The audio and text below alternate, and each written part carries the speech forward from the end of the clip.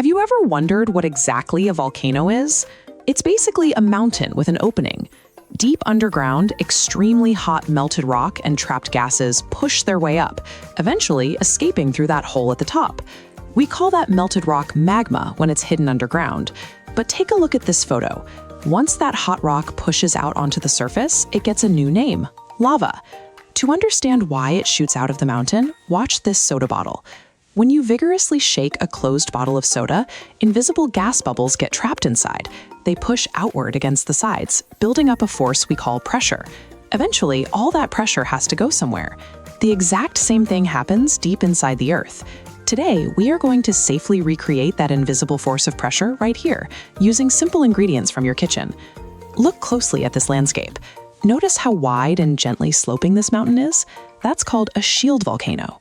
Not all volcanoes look or act the exact same way. Now compare that to this mountain. This is a composite volcano. Instead of gently leaking lava, the pressure inside built up so much it erupted violently, blowing a massive ash plume straight up.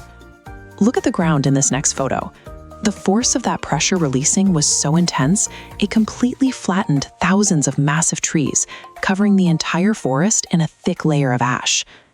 Real lava can reach 1800 degrees, making those explosive forces incredibly dangerous to study up close.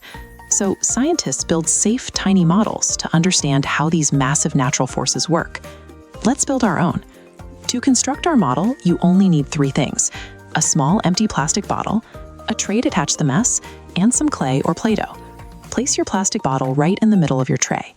Then mold your clay or Play-Doh tightly around the outside of the bottle to build up your mountain shape. Look at this diagram of our model.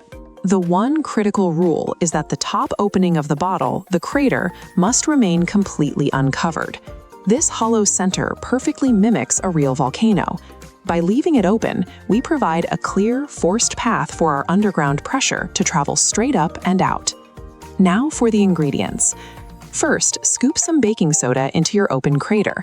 This is a base, a powder that is ready to react and create bubbles the second it touches the right liquid. Next, add a tiny squirt of dish soap and a few drops of red and yellow food coloring. These won't cause the actual eruption, but they will trap the upcoming gas into thick, colorful bubbles, so it looks like real, glowing lava. Finally, we need our liquid trigger, vinegar. This is an acid, a sour liquid that works like a key to unlock the bubbly power hidden inside the baking soda. Watch what happens when these chemicals meet. Mixing a base and acid causes a chemical reaction. The materials break apart and change into something entirely new: carbon dioxide gas. This gas creates thousands of rapidly expanding bubbles, filling the space and building pressure. By creating this specific chemical reaction, we are trapping gas inside our bottle, creating the exact same type of pressure we saw in the shaken soda bottle earlier. We have our structure, our base, and our acid ready to go. Let's count it down. 3, 2, 1, pour in the vinegar. Look at this eruption.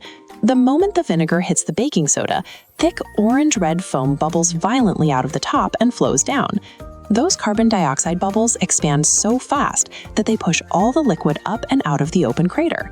This is exactly how trapped gases deep underground push real melted magma up to the surface of the Earth. You successfully combined a base and an acid to generate a chemical reaction. By watching that gas escape, you proved exactly how invisible pressure forces a volcano to erupt. Let's see what you remember from our experiment. Question 1. What were the 2 main ingredients we mixed together to make our volcano erupt? That is right, baking soda and vinegar. Question 2.